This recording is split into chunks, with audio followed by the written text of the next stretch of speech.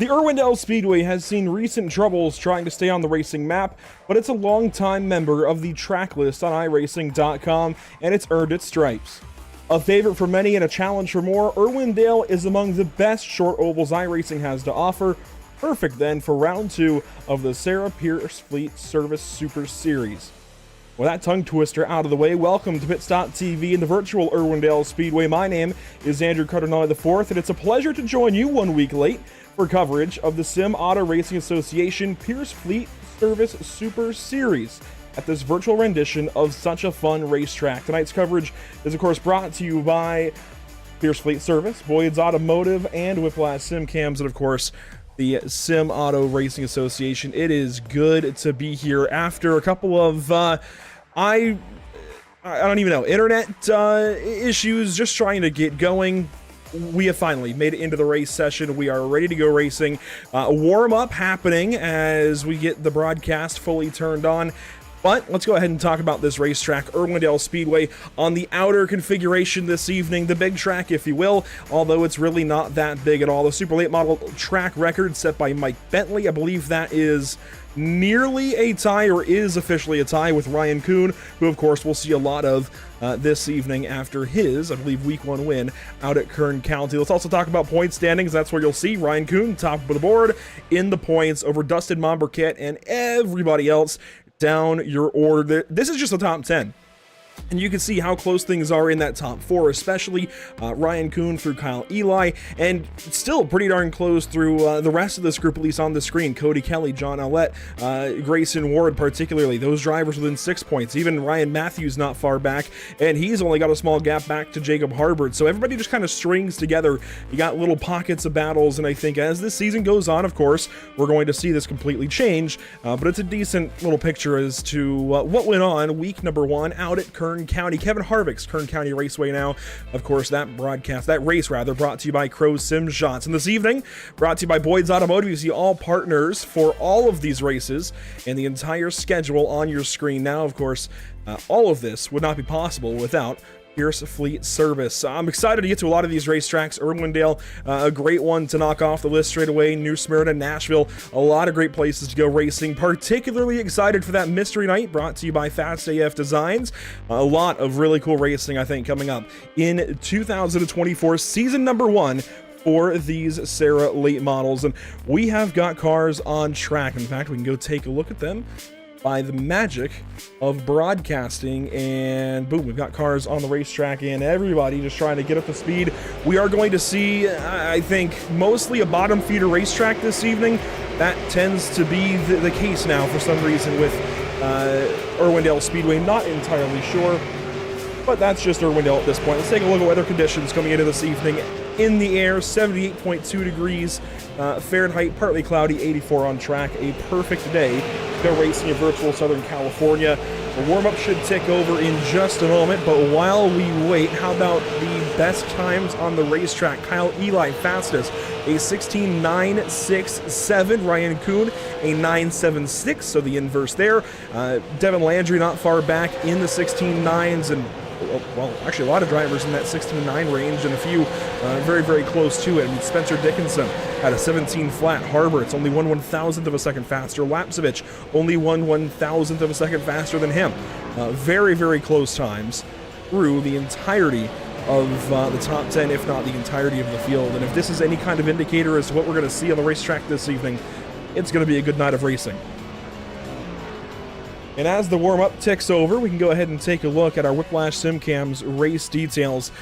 This is a 125-lap race, as it's the Boyd's Automotive 125 Irwindale Speedway.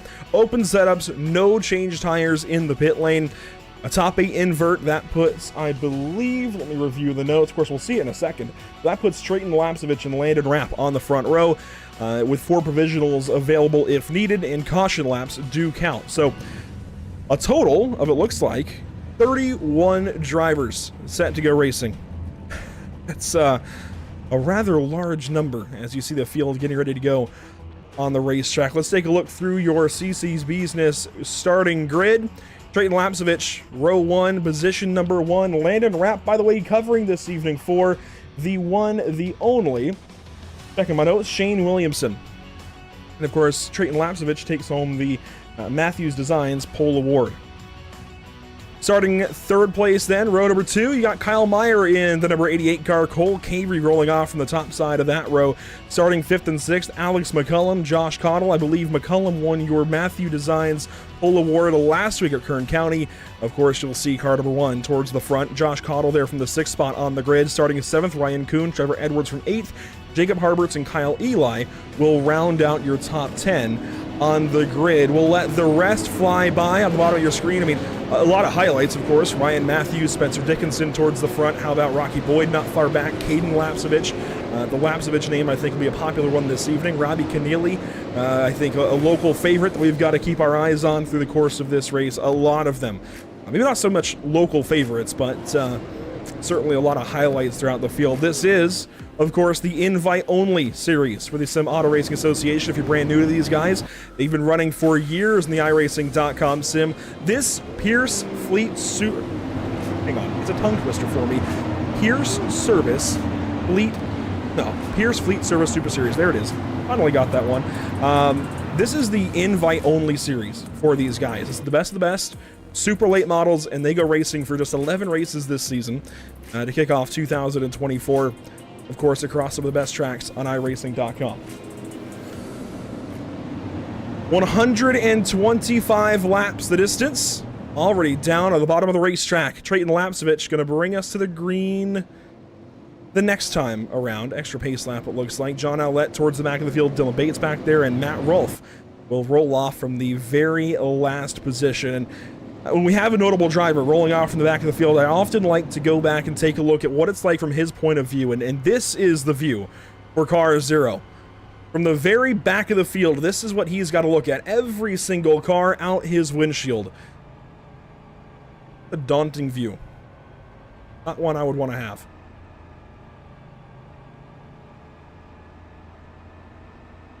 While we run a couple of pace laps, do want to take a look at... well, once again, the point standings, of course, very important that we talk more about Ryan Kuhn, Dustin Maubercat, Alex McCullum, Kyle Eli. They all start relatively towards the front of the field. I think Eli, one of the worst starting positions of that bunch, as he'll grid up in the 10th spot. Maubercat, McCullum. Actually, Maubercat is going to start from 21st spot, so maybe not the day at qualifying for the 16M that he would have wanted out of Canada. And there we go. The iRacing.com pace car will pull off to the inside lane. The pit lane, rather, and hand the field over to the hands of Trayton Lapsevich. In the restart zone, waiting for the green flag from Barney the Flagman, and we are green flag from Irwindale.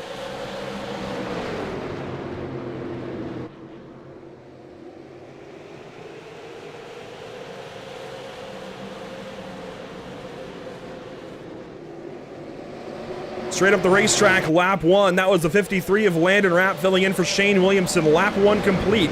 Everybody across the stripe just trying to find their place early in this 125 lapper. Lapsevich, though, getting away. On the bottom side, that's Kyle Meyer, the chrome horn, literally. And you're starting to see some drivers work up the racetrack to the classic Irwindale line. Most of the field, though, right down on the bottom side. You can even see them in these static cameras sometimes.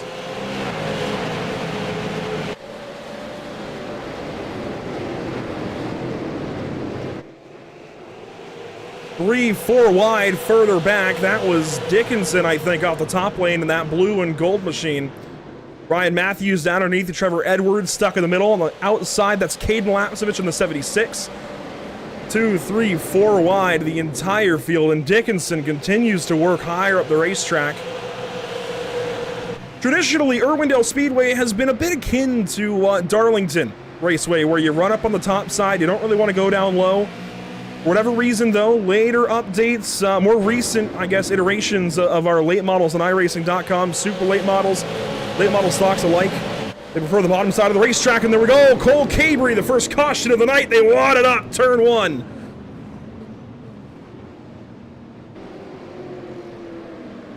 Cabrey and more involved. Lap number 6. No fast repair in the pit lane for car 54 or anybody else in the field. We'll take a look back at what brought us to our first caution of the evening. Cole Cabrey getting turned in turn 1. Looks like it was contact from behind. Surprise, surprise. That said, it's going to be the 21 car. And just the slightest bit of contact, really. That does involve Dickinson. Everybody else looks like will get by. I think that might have been Brett Suggs who nearly clobbered the parked cars there in turn 1. And it looks like it's Kyle Eli with the slightest bit of contact. The back end of the 54. So on board with car 21.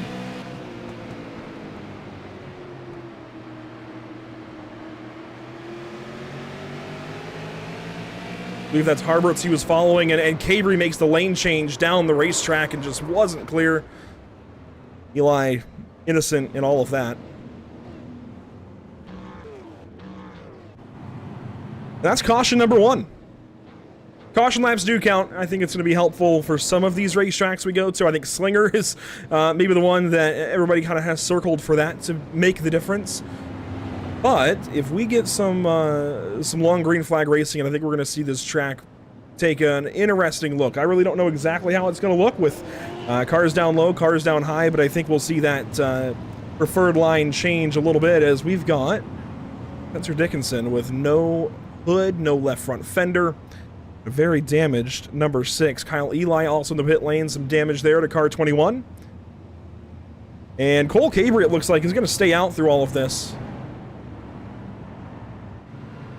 But I believe has claimed fault for the crash.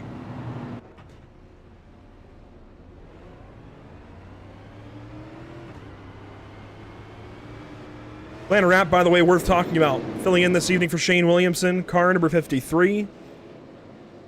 A U.S. Legend Cars graduate through the ranks, made some noise in recent years, has been more of a fixture lately on iRacing.com as well. Still on the front row as we get ready to go green for our first restart of the evening. Landon wrap outside, Trayton Lapsovich inside, green flag back out of Irwindale.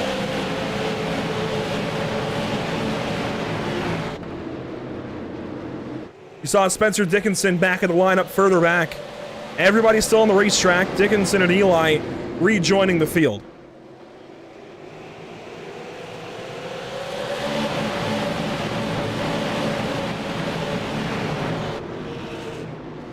And Rapp falling back. That was a big bobble out of Josh Cottle, and they wad him up big time. That might have been a car on its lid.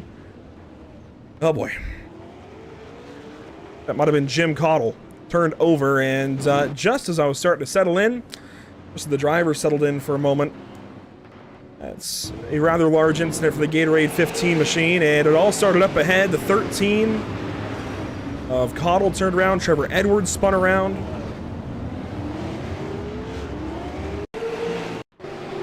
We had really just gone green.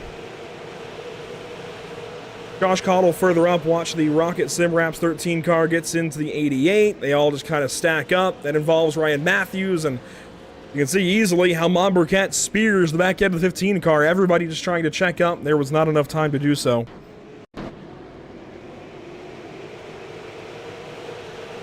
And this is Mom Burkett's on board.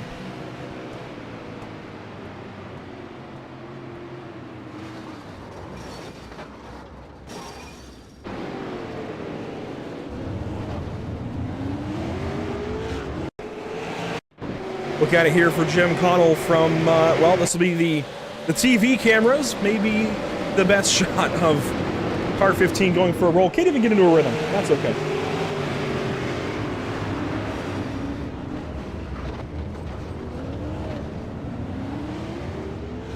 If nothing else, that'll make for a pretty cool replay clip. And we've had our first little change up front. Briefly on that restart, short restart, you saw the number 1 car of Alex McCullum move just ahead of the 53 and use the bottom side to do it, as we've got several cars in the pit lane, Cottle one of them. Rolling around for service, and it looks like it was a short time in the pits, admittedly, only 34 seconds when you consider how big of a factor he was in that crash. That's not so bad. Kyle Eli in the pit lane, Eli rather. Mom Burkett rolling out of the pits, Spencer Dickinson.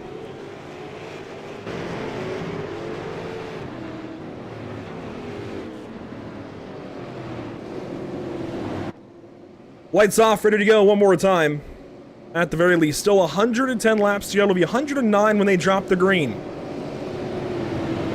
2 cautions in the early going. That's a decently warm day at Irwindale, but perfect for race car action. Stacking up the field. Green flag, though.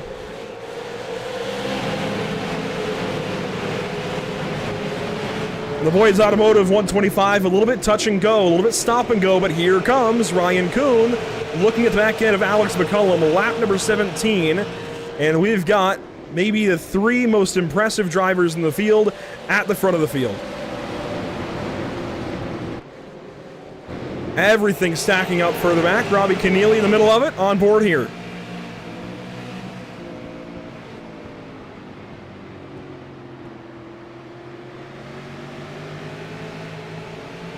And it's a tough ask to put 30 drivers on this particular racetrack in this super late model that does not drive quite right and not have a little bit of chaos early. All things considered, these guys getting some laps in is pretty important.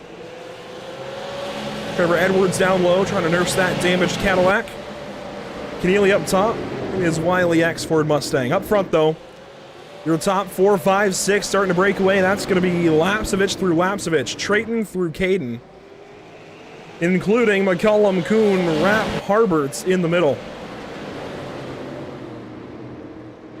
A whole lot of legend car names up front. McCullum, Rapp.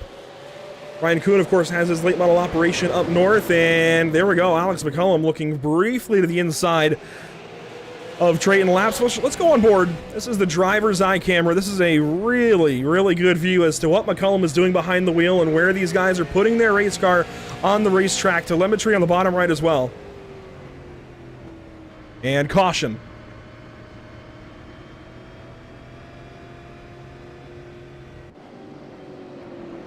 Joe Schaefer involved. Kyle Eli, it looks like, slow as well.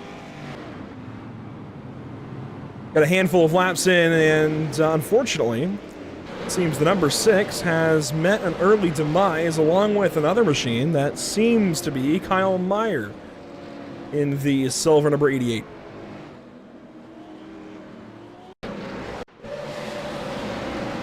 The Epic Media number 6 involved. It happens, though, with Kyle Meyer a little further forward. And Schaefer was simply caught up in the aftermath trying to check up. How, though, is Kyle Meyer involved?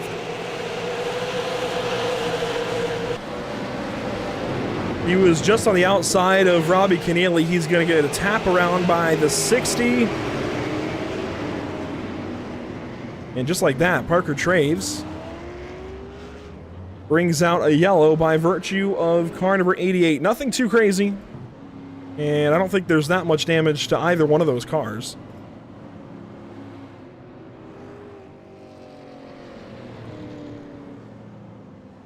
Yeah, I think negligible damage there to Kyle Meyer. And even if you look at Joe Schaefer, nothing too crazy. At least that wasn't already there. I think he was involved in that massive pileup in turn 2.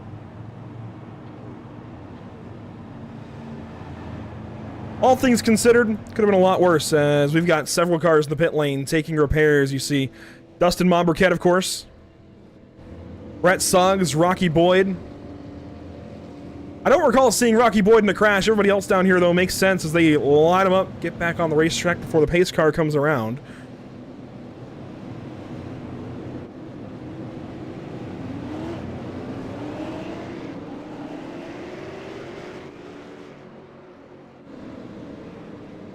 YaRacing.com pace car, though, shutting its lights off, I believe. Field doubled up. And those weather conditions I talked about, it's not too crazy. 82-degree track temperature. But if we keep heat cycling the tires, of course, with iRacing physics at hand, it won't terribly deteriorate the tires. It's still going to put some wear on them over the course of 125 laps, even with some cautions. But we're back green in the Lloyd's Automotive 125. And we'll try this all over one more time. The field through turns 1 and 2. Nice, clean, and green. Let's hope it stays that way.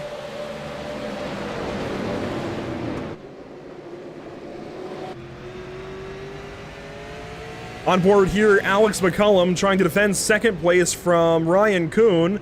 They're stacking him up, searching across the racetrack behind him. Keneally successful up top. And it looks like that's going to be Lapsevich searching as well. Caden Lapsevich searching for something further back. And it is the 76 car up top.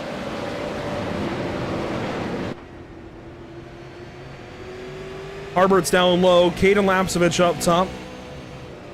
He's on board to tell a lot of the story of what these guys are doing. Not only where they're placing the car, how hard they are on the gas and brake.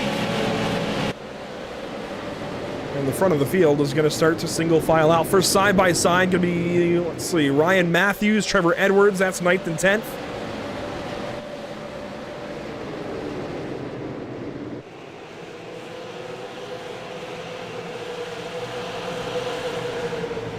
And Ryan Matthews has just sheared off the right side of his car. The race stays green.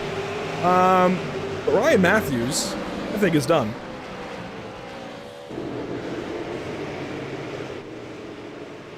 He'll stay on the racetrack. The field stays green. Keeps on moving. How about Justin Laxton midfield?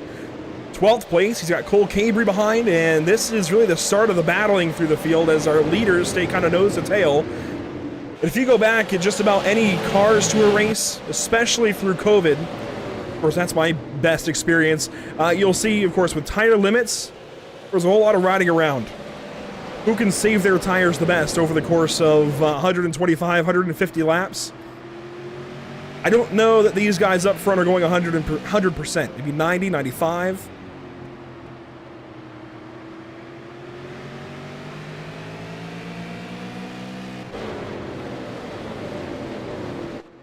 Caden Lapsevich, though,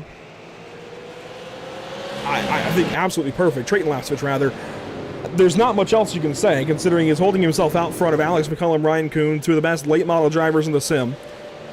Jacob Harbert's right in that conversation as well. Landon Rout, not so bad himself. Caden Lapsevich, well, the two brothers are pretty dang good. Devin Landry's solid. Robbie Keneally, Daniel Folds, Trevor Edwards. It's hard to find anybody, of course, up front who is not one of the best. Further back, though, back to where everybody's fighting. The 91 car, Dylan Bates trying to defend from the 10, Cameron Hamilton. Laxton loose in the bottom. That's going to stack him up. And open the door for the 91 car. That's going to drop him down to the inside of Devin Onzo, and the pull-down motorsports machine will defend.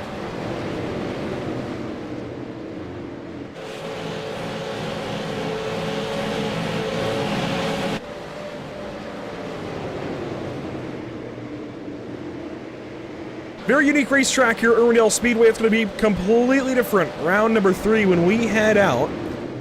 The one, the only, not that schedule, this schedule, New Smyrna Speedway. Kind of an ode to what we have for the World Series of Asphalt.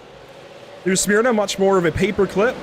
Very tight racing line. Down in those highly banked corners. It's a challenge. Far cry from these short straightaways, wide sweeping corners. The racing line here, probably twice the width you'll have at New Smyrna. You won't see all the fights like we have back here with Dylan Bates, Tyler DiVinanzo still, and further back Parker Traves, I think, side by side with the 13 of Josh Cottle down low.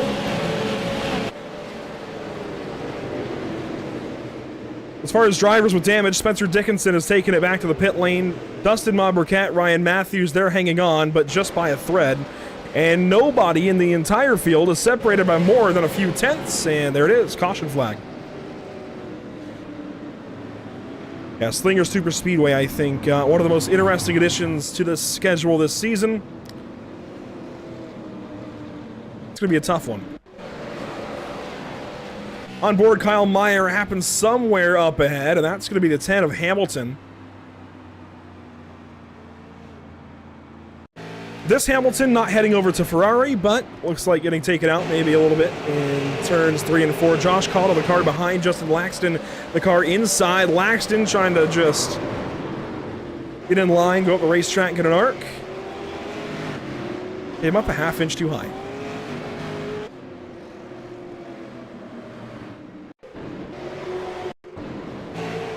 And the unfortunate thing is, you can't fault Laxton, really. Of course, he'll have to take fault for the incident, but you can't fault him for what he's doing.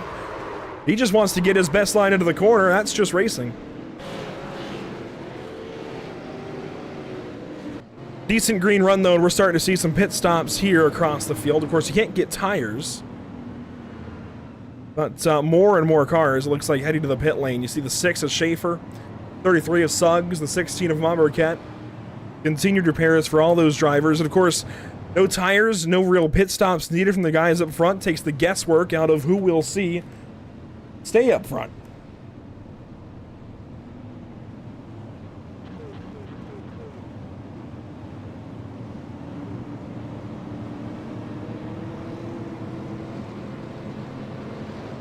Marquette trying to get off the pit lane. There goes the 16 of Rocky Boyd. Schaefer, Eli, Suggs. Ryan Matthews not yet opting for the pit lane. I'm not sure how, frankly. Took the tire pack into turn 1. Just about sheared every body panel off the car for a moment. But the iRacing gods taketh and the iRacing gods giveth, because the right side looks a whole lot more intact than it did 20 laps ago or so when he hit that wall. The Matthew Designs 51 car will continue on, and there we go. EOL penalty for Justin Laxton. As you'd expect, that is par for the course, of course.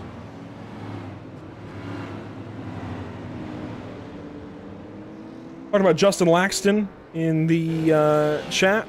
And there you go, car 53. Trayton Lapsich is going to lead us back to the green. He's led every single lap so far. Has not been usurped for that top position. But with now less than 80 to go at the drop of the green, it might be a possibility. Returns 3 and 4, the field a little bit higher this time, coming to the green flag, and the Boyd's Automotive 125 is back green.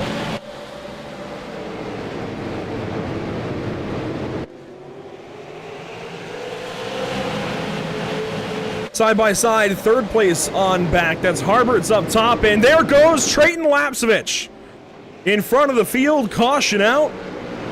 And that's about best case scenario if the leader's going to get spun around on a restart. I don't see a scratch on that Toyota Camry, and he's only back to 16th spot. Not so bad. Penalty likely incoming, though, for the 1, if I had to guess. Alex McCullum. Deep there to turn 1. I take that back. That was big-time netcode.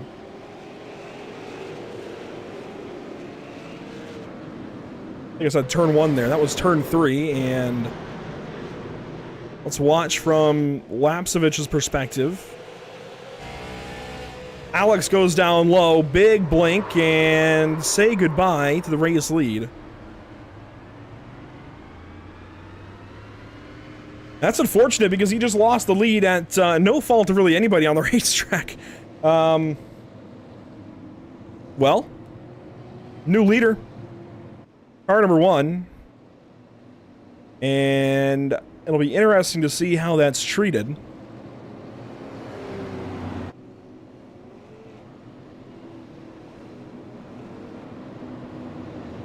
Talking more about what's upcoming, you know, we got to make up for it, considering we weren't here at Kern County last week, had a pre-existing broadcast obligation. But we can talk about it this evening, right?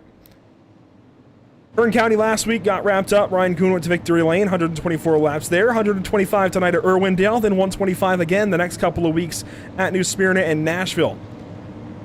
We go Leap Day Racing at Southern National Motorsports Park. That's 173 laps, a longer race by lap count. That's a tight little racetrack, though, in Lucama, North Carolina.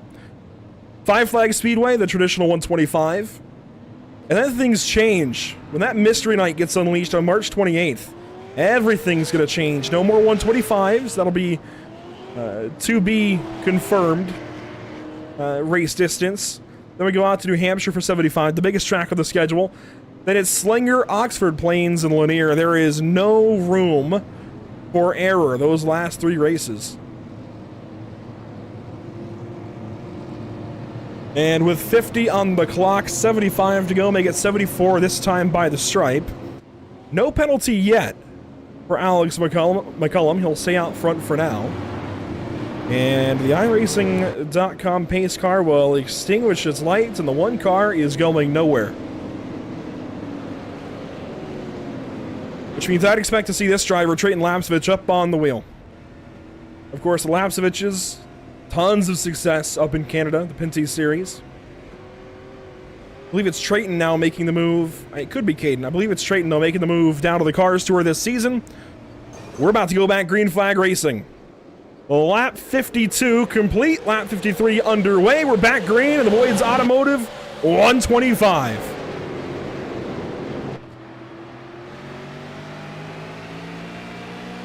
Top three get single file. Or maybe not. Ryan Kuhn couldn't quite get to the bottom. Harbert's down there. And that's the view from Alex McCullum. Spinner in the back and caution. Justin Laxton, I think. And it looks like the scene from, was it Final Destination they filmed here? Cars spun all across the front stretch. I suppose Jim Cottle Jr. was our driver that went flipping. But problems here in the midfield, and it happened a little further forward, perhaps Blake Thronberg, and Trevor Edwards went for a ride, and wow.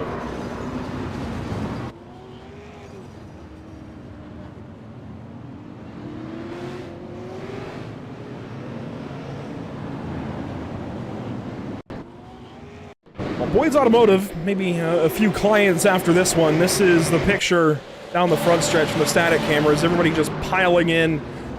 Lapsovich, Trayton Lapsovich, of course, involved. Matt Rolfe involved. Schaefer, I think, got on the brakes decently. DiVinanzo spun around.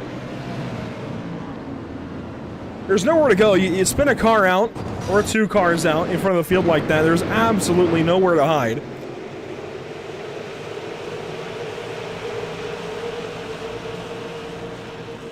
And, yeah. Boyd's Automotive out of Pensacola, Florida. Might have a few virtual clients. Josh Cottle absolutely got junked. The 10 of Hamilton involved. Matthews checked up in time. Laxton checked up in time.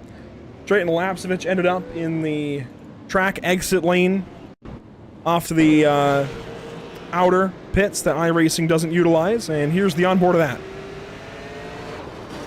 Absolutely demolished the 13 and the 20.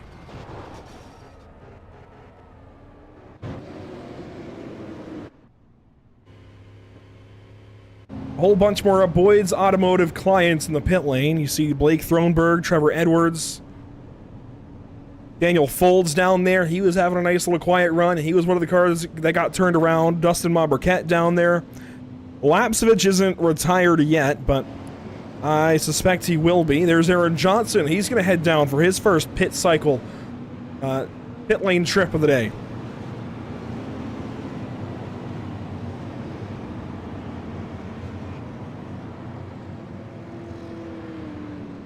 And just like that, our pole sitter dominated the race until he gets turned around by Netcode, taken out up front, caught up in that crash. And unfortunately, that's about all she wrote for car number 20. Trayton Lapsovich out of it. We go back to point standings. Dustin Maburkett, I think, is a big one that we got to highlight, considering he is, well, 25th position, and we don't really know what the race holds for him at this point in time. He's been caught up in multiple accidents. But Dustin Maburkett is an easy highlight there. Highlight the 16. I think Kyle Eli's been involved in a few. John Owlett's been back there. Ryan Matthews with trouble. Matt Rolfe with trouble. Gonna line them up as far as who's been having issues. Single file restart, though, coming to the line this time through. Alex McCullum leads us back to the green, and we're back at it.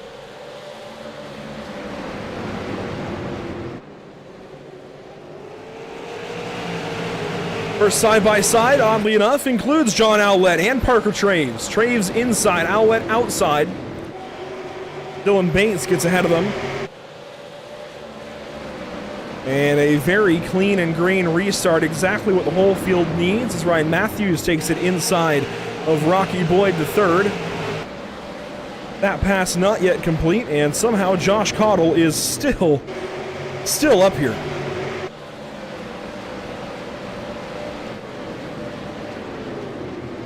Alex McCullum, an opportunity to just run on his own, goes purple that time. A 16.990. Ryan Kuhn hot on his coattails. This, again, one of those opportunities for everybody to kind of settle in, run a few laps, let the track evolve a little bit, let these tires wear out, and see who's got the late race car.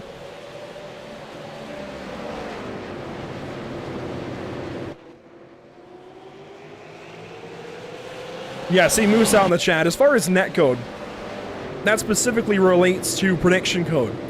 iRacing can only do so much. Of course, it's a program, runs ones and zeros at the most basic level, but a binary. But it's a whole lot deeper than that, as we've got a caution with Kyle Eli. Essentially, the sim is trying to predict all factors, using all factors rather, where these cars will be going, and it's milliseconds that it happens within. And when there's a connection impurity, if you will, or just issue in general, that prediction code kind of breaks down. There's only so much the sim can do to compensate. And unfortunately, the car disappears, and it might reappear nowhere near the car that gets spun out, but you can tell when the car just suddenly breaks into a spin like that, well, that was prediction code at its finest, kind of breaking down thanks to an internet connection issue as Kyle Eli gets bumped around. That was Brett Suggs. And Kyle Meyer coming to a halt. And again, Eli, one of those drivers in the top 10 that has been run through the ringer.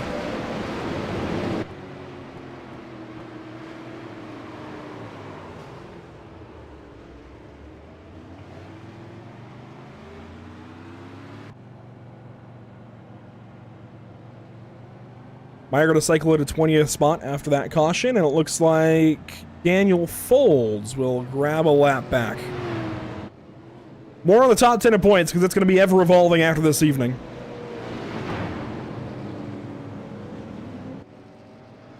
Ryan Kuhn comes in with the 6-point advantage over Mom Burkett. McCullum 8 back coming in. As Brett Suggs, it looks like, will take the trip to the back of the field.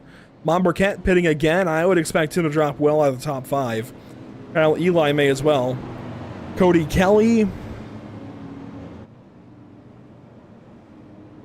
gonna be looking over him, overlooking him rather, but I don't see Cody Kelly in the field this evening. John Owlett is here, just not having a great day. I don't see Grayson Ward.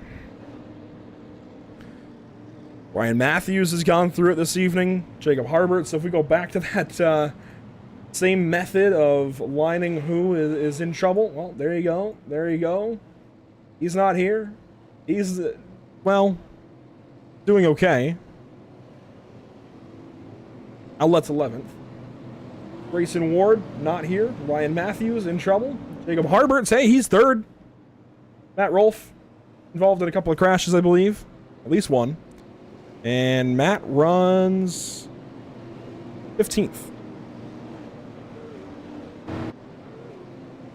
iRacing.com pace car lights have been extinguished, and we'll send them back out this time around. Lap 69 underway as we speak. It'll be lap 70 when we go back green flag racing, meaning we have 56 green flag laps to look forward to if they can string them together. Of course, caution laps counting. No change tires, no fast repairs. It's a slugfest in Irwindale, California, as everybody grinds the outside wall. Green flag back out in the Boyd's Automotive 125.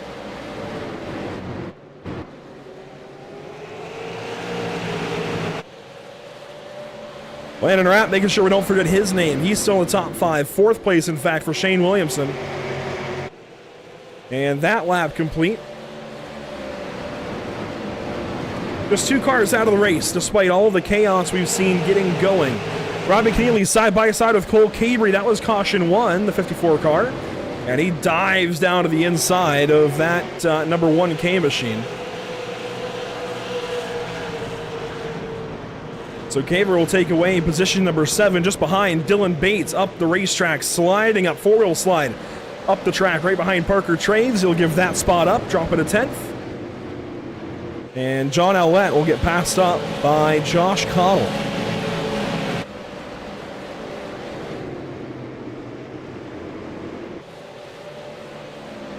So up front, nothing really changing. Everybody in the same spots. Parker Traves, this is one of the first fights on the racetrack. With Keneally, Bates behind, and side-by-side just behind on the 10 car. Hamilton now to the inside. And that 8 of Owlett continues, I think, to show that he's a little beaten up.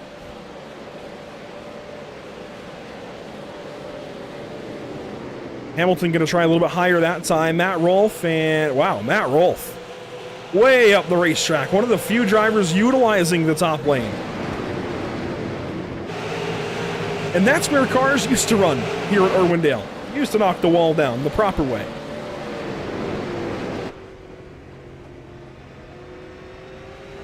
On board with car 0, he's working on position 16 if he can get back to the 21 of Eli. Otherwise, Rolf dropping down to 17th spot and hemorrhaging the points that he had coming in 10th position rather. There goes 17th to Ryan Matthews. And Trevor Edwards turned around, his caution flag on the speedway once again, and I think he's done.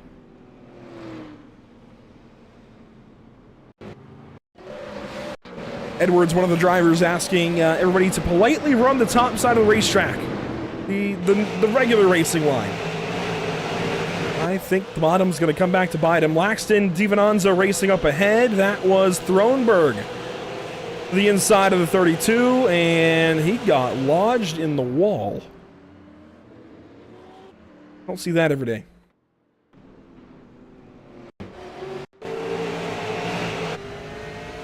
On board with him here. And there's Thronberg up the inside, and wall. Spencer Dickinson gets a brief moment out of all of that. Edwards will have to take the tow, and it looks like is effectively out of this race. A few more drivers, I think, contemplating the pit lane, if not making their way down there under this caution. Up front, though, Alex McCullum, I like what Moose is onto here. Rarely gives up a lead. These two out front, we've actually covered some racing before, official racing between these two. If you go back to 2023, the earlier portions of it, Elite Performance Industries had us do some official racing coverage of the Late Model Stock Tour, which then became the Cars Late Model Stock Tour on the sim. And these two in particular were always in the conversation. Alex McCullum, who's led 33 this evening, and Ryan Kuhn, who won last week at Kevin Harvick's Kern County Raceway. If I had to guess, we're going to see something similar. I believe McCullum is working off of a championship last season. I'll check my notes on that.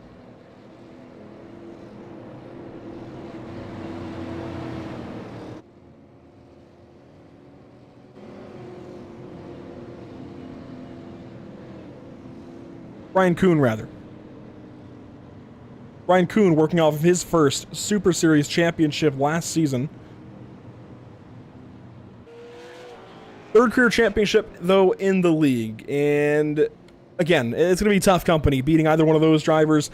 Monburquette has a great shot if he's able to recover from what's happened so far this evening. Kyle Eli seems like he might have it based on last week's results. Hasn't quite been there tonight. Car 21 back here as low as 31st. He's currently 16th, but rough night for him. Cody Kelly, I think, has to be in consideration, although not here this evening. Plenty of guys who can do it. It's a matter of course, outlasting these 11 races, which I don't want to beat a dead horse, but you go back to the schedule. New Smyrna coming up. That's going to be tough. Nashville. The Fairgrounds, I think, will be one of the calmer races, although it has the potential not to be. I mean, there is nowhere to hide in this short 11-race schedule. You don't even know where you're going for one of the tracks. That said, nearly down to 40 laps to go. Alex McCullum into the restart zone. Re-racked, restacked, Harbert sideways, Cabry sideways, they save it. But a funky restart, to say the least. Side by side now, Keneally and Cabry. And Parker Traves entering the conversation. Dylan Bates falling back.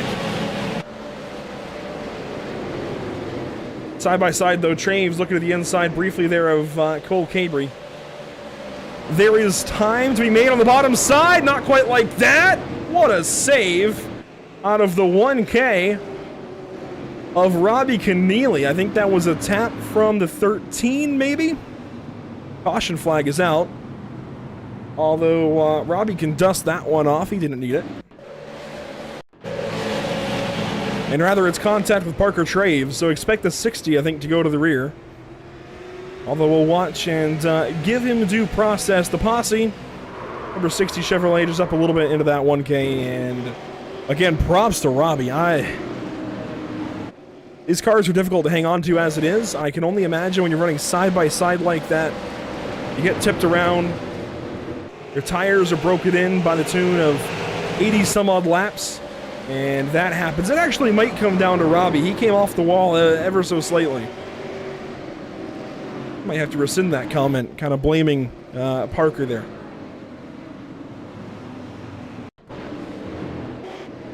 One more look at it coming right here. Watch that blue number 1K up top. Comes off the wall ever so slightly. And that is why I would hate to be race control.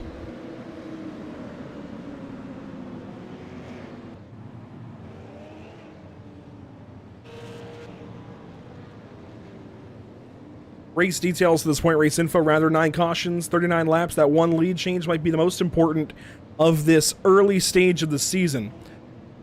McCullum comes in 8 points back, 3rd place. If he's able to walk out of here with a win over Ryan Kuhn after that bit of contact, that netcode contact, if you will, with Trayton Lapsevich, that might be one of the more important moments we see in this season, at least to start out, to get going. And you see the other part of that top 3 conversation, Monberquet in the pit lane actively, trying to work off the pits, actually. And Monberquet will, it looks like, just be able to do so.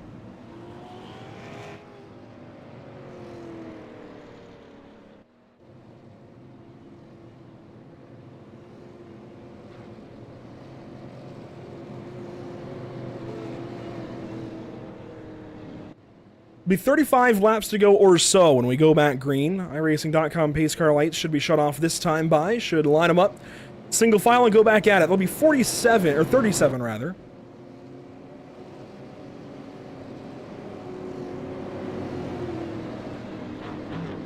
With 36 laps to go. We go back green. Alex McCullum leader. Landon Rapp, I still want to tip the cap to him. Coming in this evening, filling in for Shane Williamson. I mentioned this is an invite-only series, and rare substitutions are made. Of course, rare allowances. Williamson, though, not able to make it this evening. Landon Rapp filling his place. You're in pretty good company. Green flag back out, 36 to go. And the Boyd's Automotive 125 at Irwindale Speedway. McCullum shot out of a cannon. Everybody trying to fill space, and right there, Devin Landry fills the space to the inside of Landon Rapp, and we've got chaos in the back. We are caution again. Cameron Hamilton, I believe the car in trouble. I will say, for an unsponsored super late model, that 10 car looks pretty good. I guess lightly sponsored, lightly dusted. Like an early snowfall, who knows. But how many sponsors on that 10 car? Rocky Boyd just tips that 10 around, and that same kind of drift spin as we saw for Robbie Keneally. A bit less of an impressive save, still an impressive save. And that's a caution flag again. So, re-rack him, restack him. Do want to mention Trevor Edwards back on the racetrack. You can see his modified rolling around. On a modified to a super late model race. And Rocky Boyd will go to the rear. I think this is kind of hurry-up mode. Which, hey, while we're at it, who are you rooting for in the Super Bowl? A couple of teams that I think, for the most part, the country doesn't really want to be there. But that's football for you. And there goes Trevor Edwards.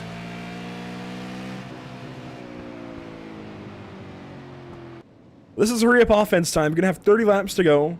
Trying to speed up these cautions, get the field back together. I think we'll probably go 1 to green this time by, if I had to guess. Been running through these cautions. Let's see. 50 laps under green, 44 under yellow. Kind of a half-half split. Your tires are still plenty worn out. And as soon as you get to this point, as we've got some kind of scoring melee in the back. There's Rocky Boyd into the pits, Trevor Edwards. As soon as you get to this point in the race, it doesn't matter what you say over the radio, how you calm these drivers down. You put 20, 30 some odd super late models on the racetrack, 30 to go, everybody's going to go for it.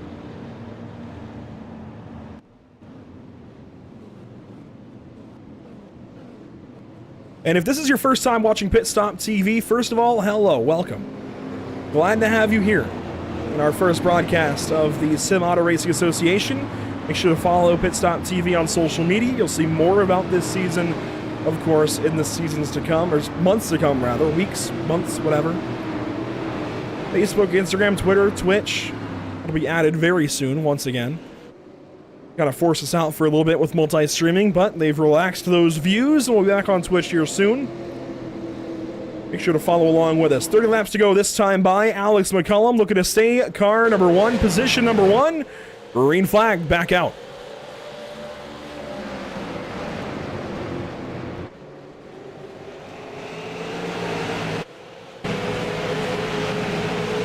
The whole field working through. That's a fantastic view as they dive off into turn number 3. Ryan Kuhn, though, following the tire tracks of Alex McCullum, wondering if he'll get an opportunity properly at this one car, or if it's going to continue to be stop and go, touch and go racing. He was purple that time. Clearly, driver 72 has got the speed. He's just got to find the means.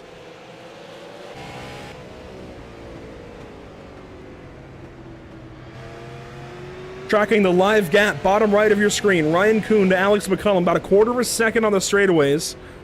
It grows a little bit in the corners just because of the speed differential. But at the stripe, it's about a quarter of a second.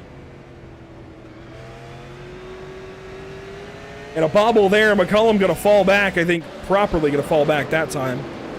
We'll see what the gap is across the stripe here, if it's grown or shrunk. The top 3 spacing out, and sure enough, Ryan Kuhn from a quarter second to a third second thereabouts. So R72 falling back a little bit. 26 to go, coming to 25. First battle that I see, Devin Landry, Caden Lapsevich.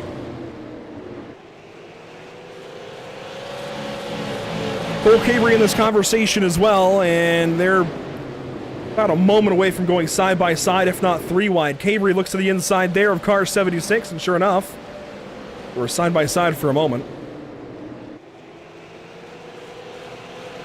And again, right back to the point, this is go time. Everybody's after it here.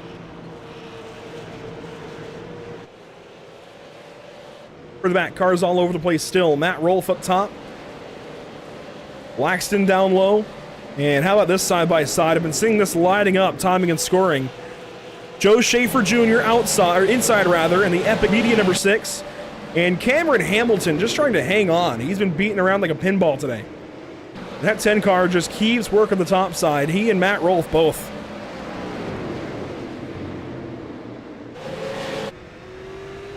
Kyle Meyer trying to work down low. Tyler DiVinanzo just right behind. But still stuck in this fight with the Epic Media number 6 down low. And Matt Rolfe going to plow up the outside wall.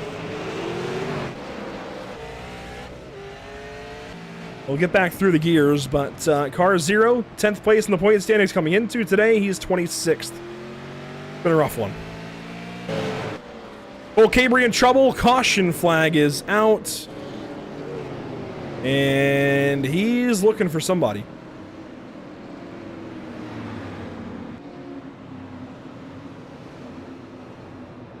Settled in behind Ryan Matthews in the 14th position. And we'll see exactly why he was speeding back through the field here to the inside of Caden Lapsevich.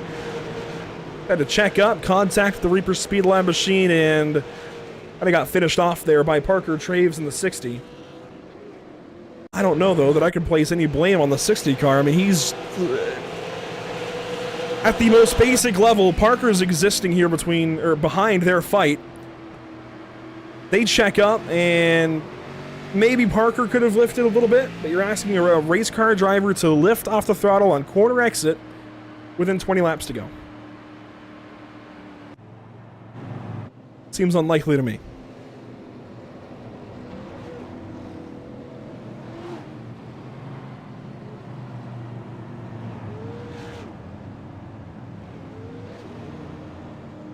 And there's a whole litany of partners with this series. It's going to be difficult to recap them all. But if I go to the Sim Auto Racing Association page on Facebook, which I highly recommend you do, there's all kinds of great information, team information, recaps, pictures. season and week previews, all kinds of stuff there. But just to run through some of the league partners, Pierce Fleet Services, of course, the title partner of the SARA Pierce Fleet Service Super Series.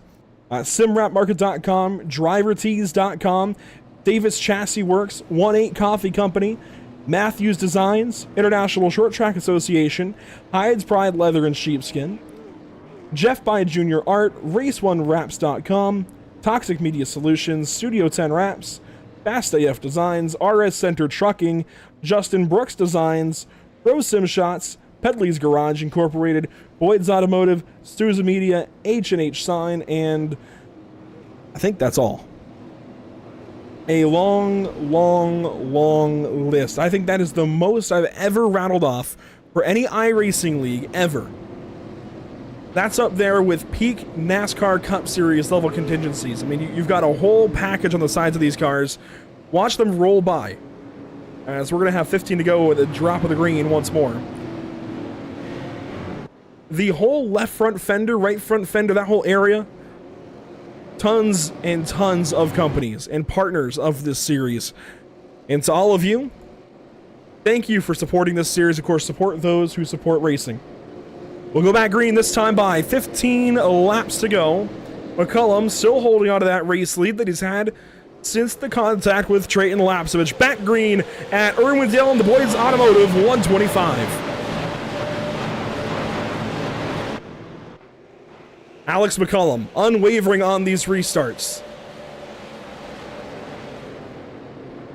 And barring some very odd issue, I think he's just got to keep doing that. Rinse and repeat. Stay out front, nail the restarts, and simply don't mess up once you're green. Meanwhile, side by side for fourth spot, Devin Landry finally pokes his nose on the inside of Landon Rapp.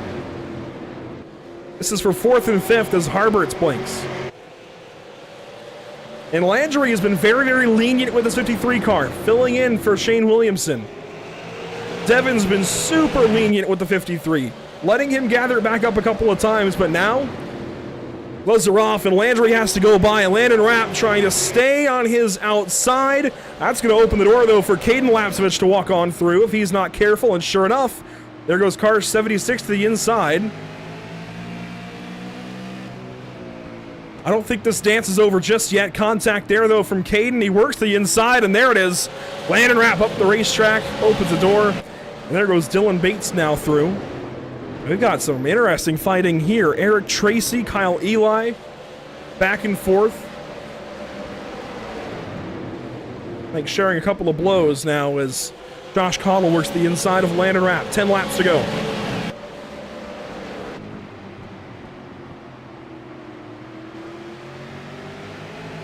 Cue the Jaws theme. Ryan Kuhn has closed in, just about as close as we've seen him all night long on Alex McCullum. Earlier I said, I doubt these guys are 100%. And until that restart, I don't think they were 100% at all. Maybe 80 earlier, 90 after a while. I think it's 100% now. Ryan Kuhn wants to go back-to-back to start the season. He's within about 2/10.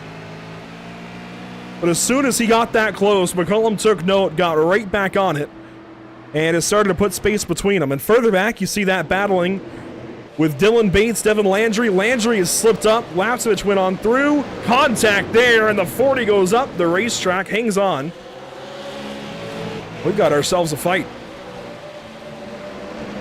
Bates going to clear Landry, and that brings Cottle into the fight. And Keneally's going to tap him. Hell of a catch there. That was impressive. 3 wide now, right behind. Robbie Keneally in the middle. Kyle Eli up top. That's Cole Cabry down low. That was 6 laps to go. Cabry going to wash up top. Eli crossover down to the inside. 3 wide they stay. Keneally's going to go way up yonder and trying to get a run off the corner maybe. And it's going to work. Almost has him clear. Harberts and Lapsovich, they're spread out. You see, though, Dylan Bates, Devin Landry, they're still fighting. And it's going to be 3 laps to go this time by for the leaders out front. Approaching lap traffic. 3 to go the next time by in the Boyd's Automotive, 125. It's been a very much bottom feeder race You can see the wheel grooves cut into the grass virtually inside of the corners. 3 laps to go there. Harberts is right behind these two. If there's any kind of contact, any kind of slip up from either one, he's there to pounce. But with 2 laps to go, popsicle sticks in the air in race number 2. We'll see if Ryan Kuhn has anything.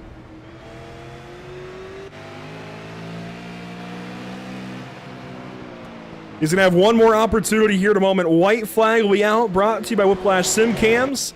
One more time around at Irwindale Speedway. If there's anything in the tank for car 72, it's got to come now. He goes up the racetrack, tries the traditional racing line. That's going to open the bottom side, maybe. McCullum covers it up.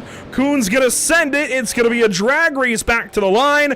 But simply put, Alex McCullum to victory lane.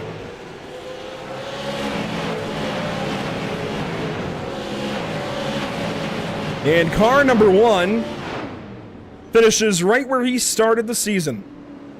Got the pole at Kern County, couldn't hang on, redeems himself here in the end of our California trip, and goes to victory lane in the Boyd's Automotive 125. We'll bring it down to the drone down on the racetrack, and if he lights those rears up, I suppose he won't. Alex, we got to teach you to do some burnouts. That's okay, though. We'll take a look back here in just a moment at our unofficial race results. After 125 laps, it was a little bit slow going, admittedly. When they got into a couple of rhythms, though, we clicked off a handful of laps and got this race dispatched relatively efficiently. Alex McCullum takes home the victory. Ryan Kuhn goes second place. Jacob Harberts hangs on for third. That's a big day for Harberts, and I think will put himself right in the championship conversation, which I know it's early, it's race 2, but it's these kinds of starts to the season that begin that kind of championship run. If you're not there from the get-go, race 1, race 2, it's going to be tough to be there the rest of the season. Caden Lapsevich, Dylan Bates complete the rest of your top 5. Landon Rapp, I think, deserves a round of applause. He's not one of the usual Super Series drivers, but a hell of a drive by driver 53 this evening. Josh Cottle joins him in the top 10 there from 7th spot. Devin Landry ends up falling down to 8th. Robbie Keneally got sent around, moved around, spun around a time or 2. He finishes 9th. While Cole Cabry recovers from his early race spin, 10th position. 11th through 20th, Kyle Eli, Eric Tracy, Joe Schaefer. How about Joe Schaefer? He was absolutely beat up, bent around, and ends up 13th spot. Nice recovery there for himself and John Owlett as well. Cameron Hamilton hangs on to a top 15. Then he gets to kind of the back half of the field. Ryan Matthews, Tyler DiVinanzo, Blake Thronberg, Brett Suggs, Rocky Boyd, drivers who had some struggles over the course of 125 laps. A few more hanging on to the end of the race. Justin Laxton, Dustin Mauburquette, who came in second place in the standings. Aaron Johnson there, Kyle Meyer, Trevor Edwards, and a much more heartbreak as you go further back for guys like Daniel Folds, Parker Traves, so on and so forth, through the end of 31 starters this evening. Let's go ahead and talk to our race winner, though, Alex McCullum, who caps off the Boyd's Automotive 125 with a win. And Alex, the pass, probably not the way you wanted it, but I think you'll take the 79 laps that came after it to take home the win this evening. Yeah, I just looked at the replay on my screen, and you could fit like 5 cars between me and Trey, and I knew I wasn't, like, I went to the inside because he did a really high arc, so I was like, well, maybe I can just pin the bottom here, and maybe he'll look in the mirror. But all of a sudden, I see his car spin, and I was asking everybody, like, what's going on, and they said it was just a major net code, and I just went and looked at the replay, and it was just really bad net code. I mean, it sucks for Trey, and I mean, he was fast. I mean, it would have been a really good race between me and him, but it just can't really do anything when netcode like that happens. Yeah, such is sim racing, and I think you'll certainly take it after starting on pole last week, not able to get that win, kind of capping off this California trip in the position that, of course, matches your number, which is good because you're kind of carrying the flag so far for the shop in the team standings. What do you have, though, for New Smyrna and some of these tracks coming up? It's not going to let up at all. Yeah, I feel like our momentum's really good. I thought we had a really fast car last week. Unfortunately, we got involved in a lap 3 incident. Had to come from the rear and drove up to 4th with a pretty tore up car. I last week, and we just came tonight and got to win. All of our cars are doing a phenomenal job. It's just it's all about luck in these races. You got to be fast, luck, and just hope the yellows play in your favor. But the shop, those guys are putting a ton of work into these things. I mean, I can't thank those guys enough. And briefly, imagine that netcode never happens. You're still behind Trayton Lapsevich there to the end of the race. What are you going to have to do, P2, running those laps behind him, learning from him? Is there anything you feel like you could have done if you were still positioned 2 at the end of the race to get by the 20 car? Yeah, it's so hard because it's bottom feed here, and I would probably have to do a really high arc and just try to cut it off a 2, because that's really kind of the only passing point I think here, and just kind of hope it sticks. But I don't know, he was good. It looked like he kind of faded during like those little 7-lap runs right there. It looked like he had really tight off, and my car was coming along, so it just sucks. I mean, I wanted to race it out and not netcode to end it like that. Well, a win is a win. 79 laps led. Alex, congratulations, outlasting all those cautions, getting to the checkered flag first. We'll be talking to you, I'm sure, next week or the week after, sometime soon. Car 1, we'll be talking to you a lot more. Yes, sir. I just got to thank everybody at the shop, Matt, for putting this series on. It's always a blast coming back every year and running with the best of the best. We'll see. I mean, I think we have really fast cars lately here, and we're only going to be better. There you go, Alex McCullum, winner at Irwindale. Thank you for your time, Alex. We'll move down, though, to Ryan Kuhn, who goes position number 2 when it's all said and done. You rode 3rd for a while there, Ryan. Couldn't quite get to where you finished last week at Kern County. What happened for you behind the wheel? Yeah, it's just the cautions didn't play out the way I needed them to. It was just so tough on the restarts, just line up single file, and the leader just kind of gets away, and it's just really hard to pass on top of that. I felt like we had a little better car than he did. It was just really hard to pass on the bottom and try to build a run up, but I didn't have enough drive tonight. I made a change right before, or about an hour before the race, just to try it, and I think it was just a little too far on the change, so probably should have went back with that. I probably would have had a better shot at it if that was the case, but all in all, P2 is a really good night. Grabbing the pole earlier and finishing P2, and yeah, all in all, great.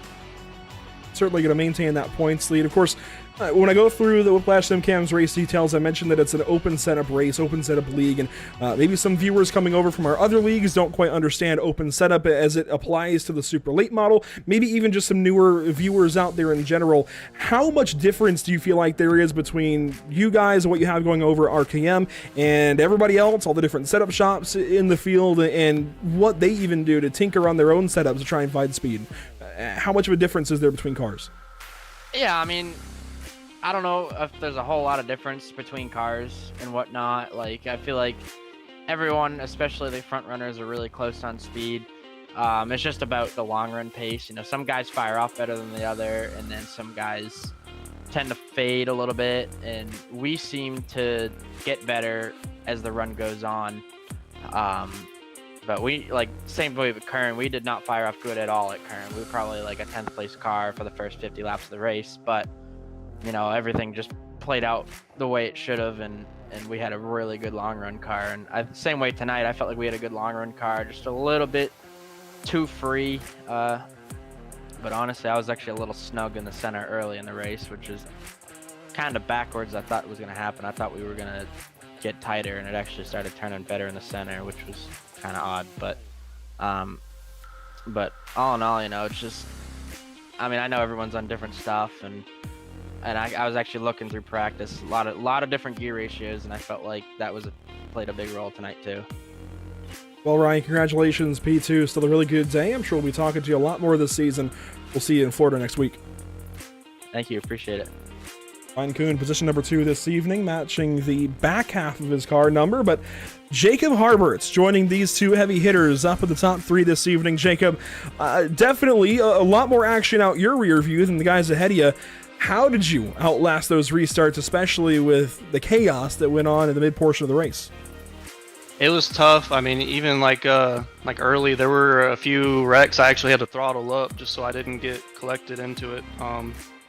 but we were able to hang on. I started 9th, so I was kind of in that danger zone for a little bit, but just had good luck on restarts and was able to keep the car clean. And then, once the end of the race restarts played out, it was kind of like I didn't really have much for the top 2, but everyone else behind me didn't. There was a big gap behind me, so I was just kind of riding by myself for most of the race. New Smyrna next week, going to be a unique challenge just like these first couple of races, and I feel like every stop on the schedule will be unique.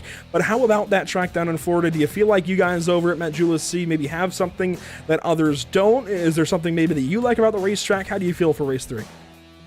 I typically don't do good on the bank tracks. I like the flat tracks, like Irwindale, Langley, South Boston, stuff like that. But either way, we'll have a good piece. It'll just come down to missing wrecks and just hitting lines, qualifying good and all that stuff, just like every other week. Briefly asked Ryan about some of the differences between differently set up cars, of course, with the different setup shops and teams and whatnot. I guess to kind of transfer that same question over to you, when you get into these sessions, of course, you've got your teammates that have, I'm sure, at least similar, if not the same setups, and everybody's trying to dial their car in. Where do you feel like the differences lie between what you guys all bring to the racetrack? The cool thing about these cars is you can kind of set them up different ways and still, have the same outcome, in terms of lap time. I was kind of struggling a little bit through 3 and 4 for most of the race, just tight in the center. I had good drive off, but I guess just kind of what made me puzzled is like the top 2 with how good they were getting through center, but then also, how good their drive off was. So. We were close, but still got a little bit of work to do. Hopefully we can try and find a little bit of that speed during the rest of the season, maybe get us a win. Well, Jacob, congratulations. I think that win is definitely on the way with a big start to the season. I'm sure we'll be talking to you a lot more. Yes, sir. Appreciate it. Jacob Harbert's position number 3 this evening. A solid day at the virtual office for him. And really, everybody that finished, I'd say, in the top 5 or so. We can even review the results. Really good job by all of these drivers to just maintain their day and, of course, hang on there at the end especially. Alex McCullum, of course, with the race win. Ryan Kuhn second. Jacob Harbert's that top 3 especially. Maybe the biggest highlight out of the day. Caden Lapsevich did great at the end. Dylan Bates, solid drive through the top 10. Landon Rapp kind of fell back a bit, but I think deserves some super sub status after a day like today. When it's all said and done, we can look forward next to New Smyrna Speedway for round number 3. And if you don't have this image ingrained in your brain at least a little bit yet, hopefully this will change that. New Smyrna comes up next, and it's a week off before we go racing at the Nashville Nashville Fairgrounds Speedway rather. We head out to Southern Nashville on Leap Day, February the 29th. And then it's a few weeks off until Five Flags. And in that time, of course, there will be the new iRacing build for season number 2 in 2024. But there will also be a special event, it sounds like, per, the league Facebook. Check out more at Sim Auto Racing Association on Facebook and other social media platforms. But there's going to be a big event that week at Hickory Motor Speedway thanks to 1-8 Coffee Company. And it's exciting to see what's going on just across the league in general, in addition to what we have this season in the SARA Pierce Fleet Service Super Series. That is going to trip me up for a while. Pierce Fleet Service Super Series, there we go. And a big shout out, of course, to Pierce Fleet Service for being here this season and a continued partner of this Super Series, providing this series for us to go racing in, and in my case, broadcast from. A look at what's upcoming at Pit Stop TV across the board. We've got it all. We've got road racing coming up in a couple of days. We head out to the virtual Road America, February 3rd at 1:50 Eastern for an endurance round for the North American Racing League. The first time an endurance round will pay points. Then Tuesday evening, we head out to the virtual North Wilkesboro Speedway with Street Stocks from Lucky Motorsport Solutions Elevated Performance Street Stock Series, February the 6th. It's race 13 of 16 for those drivers. And if you aren't up there in the final 4 yet, you might not have enough time to make it. It's going to be interesting seeing how we cut down to 4 drivers for the championship at Southern National in just a few weeks' time. Wednesday, we head out to Atlanta Motor Speedway in virtual Hampton, Georgia. That is race number 3 for the SARG Super Speedway Series. And of course, we wrap back around to a new race week for SARA and its several series across the board, Tuesday, Wednesday, and so on and so forth. We head to New Smyrna next with these super late models. But that will do it for us this evening from the virtual Irwindale Speedway. Thanks so much for tuning in. It has been a pleasure as always. And, well, the first time joining the Sim Auto Racing Association, it's been a pleasure. I know a lot of you guys, at this point tuning out, but for those of you that have stuck around, thank you so much for doing so. And I am looking very much forward to this full season of racing. We missed Kern County, had a previous obligation, but these 10 races to crown a champion are going to be a bunch of fun. Stick with us here at Pit Stop TV. A big nod, of course, to our partners as well, Whiplash Simcams, ATVO, CC's Business, helping us get to and from the virtual racetrack. And, of course, these groups at the bottom helping these broadcasts be possible. Until next time, we'll see you next week at New Smyrna. Otherwise, join us Saturday afternoon at Road America for the NIRL GT3 Series season finale.